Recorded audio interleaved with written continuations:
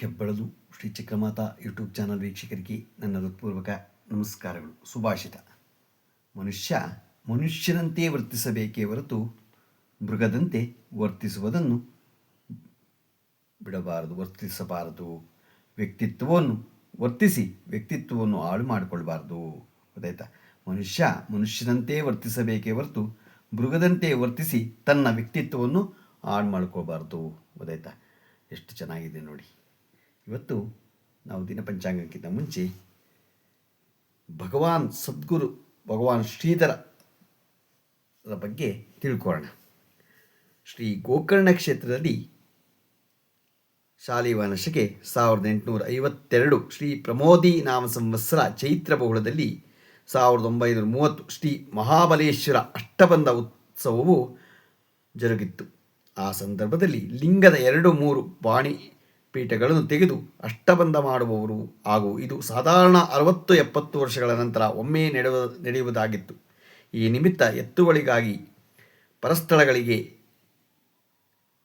ಹೋಗಬೇಕಾಗಿ ಇದ್ದುದರಿಂದ ಶ್ರೀಧರರನ್ನು ಕುರಿತು ಶ್ರೀ ಮಹಾಬಲೇಶ್ವರ ಭಟ್ಟರು ದೇವರ ಸೇವೆಗಾಗಿ ನೀವು ಜೊತೆಗೆ ಬಂದರೆ ತುಂಬ ಸಹಾಯವಾಗುತ್ತದೆ ಎಂದು ಕೇಳ್ಕೊತಾರೆ.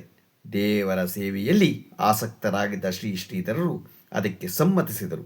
ಅದರಂತೆ ಎತ್ತುಗಳಿಗಾಗಿ ಹೋದಾಗ ಜನರು ಕೊಡುತ್ತಿದ್ದ ಅಕ್ಕಿ, ತೆಂಗಿನಕಾಯಿ, ಬಾಳೆ ಎಲೆ ಮುಂತಾದ ಭಾರವಾದವುಗಳನ್ನು ಹೊತ್ತು ತಂದು ಶೇಖರಿಸಿರುವುದು ಶ್ರೀಧರರ ಅವರ ಕೆಲಸ ಆಗಿತ್ತು. ಗೊತ್ತಾಯ್ತಾ? ಏನೇ ಮಾಡಲಿ, ಒಳ್ಳೆಯ ಕೆಲಸ ಮಾಡೋದಕ್ಕೆ ಏನಾಗಬೇಕು, ಅವರು ಎಲ್ಲೇ ಕೊಟ್ಟರು ಅದನ್ನು ತಗೊಂಬಂದು ದೇವರ ಹತ್ರ ಸಮರ್ಪಣೆ ಮಾಡ್ತಿದ್ರು.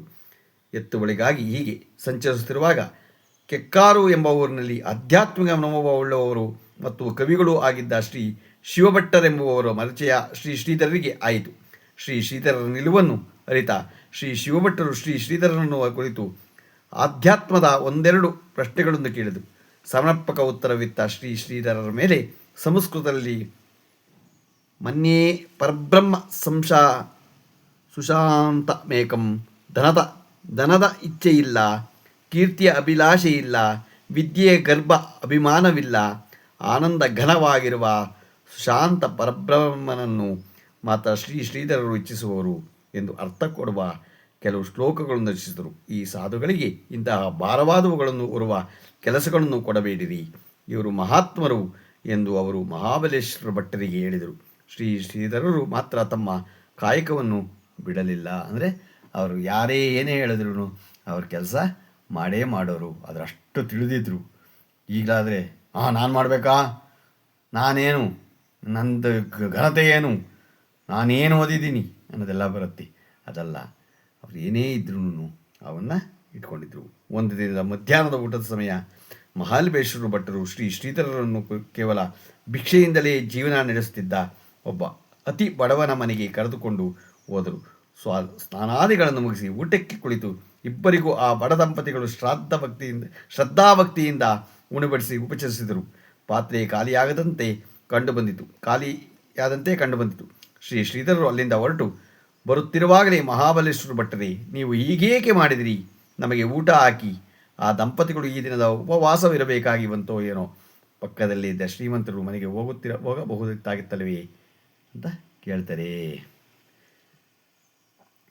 ಇವರ ಬಡತನ ಮತ್ತು ಬವಣೆಯ ಮನೆ ನನಗೆ ಮೊದಲೇ ಗೊತ್ತಿದ್ದರಿಂದ ನಿಮ್ಮಂತಹ ಸಾಧು ಸಂತರ ಕೃಪೆ ಇವರ ಮೇಲೆ ಆಗಲೆಂದೇ ನಾನು ನಿಮ್ಮನ್ನು ಕರೆದೊಯ್ದು ಎಂದರು. ಅಂತೆಯೇ ಶ್ರೀಧರನ್ನು ಕೃಪಾಶ್ರವಾದ ಆ ದಂಪತಿಗಳಿಗೆ ಮುಂದೆ ಸಂತತಿ ಒದಗಿತು. ನೋಡಿ ಹೇಗಿರುತ್ತೆ. ನಮ್ಮನೆಗೆ ಬಂದ್ಬಿಟ್ರಪ್ಪ, ಯಾರೋ ಬಂದ್ರಪ್ಪ, ಯಾಕೆ ಬಂದಪ್ಪ ಇವರು, ನಮಗೇ ಇಲ್ಲಪ್ಪ ಅಂತೀವಿ. ಆದರೆ ಅವರೆಲ್ಲ ಗೊತ್ತಾಯ್ತಾ? ನಾವು ತಿಳ್ಕೋಬೇಕು, ಯಾವುದೇ ಆಗಲಿ ನಾವು ಮಾಡೋದ್ರಿಂದ ಕೊಡೋದ್ರಿಂದ ನಮ್ಮ ಸಂಪತ್ತು ಹೆಚ್ಚುತ್ತೆ, ಬಿಟ್ಟರು ಕಡಿಮೆ ಆಗಲ್ಲ. ಒಳ್ಳೆಯದನ್ನು ಯಾವಾಗಲೂ ಒಳ್ಳೆಯದು ಯೋಚನೆ ಮಾಡಬೇಕು, ಒಳ್ಳೆಯದನ್ನು ಮಾಡಬೇಕು. ಇವತ್ತು ದಿನ ಪಂಚಾಂಗ ತಿಳ್ಕೊಳ್ಳೋಣ.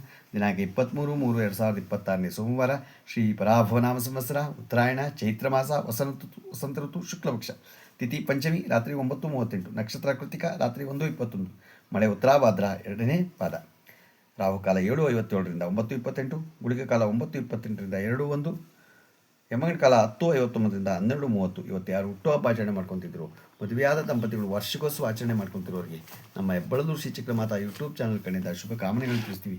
ದೇವರು ಅವರಿಗೆ ಆಯಸ್ಸು, ಆರೋಗ್ಯ, ಐಶ್ವರ್ಯ ಎಲ್ಲ ಕೊಟ್ಟು ಕಾಪಾಡಲಿ ಅಂತ ಕೇಳ್ಕೊತೀನಿ. ನಮ್ಮ ಹೆಬ್ಬಳದೂರು ಶ್ರೀ ಚಕ್ರಮಾತಾ ಯೂಟ್ಯೂಬ್ ಚಾನಲ್ ಯಾರು ಸಬ್ಸ್ಕ್ರೈಬ್ ಆಗಲು ದಯಮಾಡಿ ಸಬ್ಸ್ಕ್ರೈಬ್ ಆಗಿ ಲೈಕ್ ಕೊಡಿ. ಇದು ನಿಮ್ಮದೇ ಚಾನಲ್ ಆಗಿರೋದ್ರಿಂದ ನಮ್ಮ ಲಿಂಕನ್ನು ಬೇರೆಗೂ ಫಾರ್ವರ್ಡ್ ಮಾಡಿ. ನಮಸ್ಕಾರಗಳು, ನಮಸ್ಕಾರಗಳು, ನಮಸ್ಕಾರಗಳು.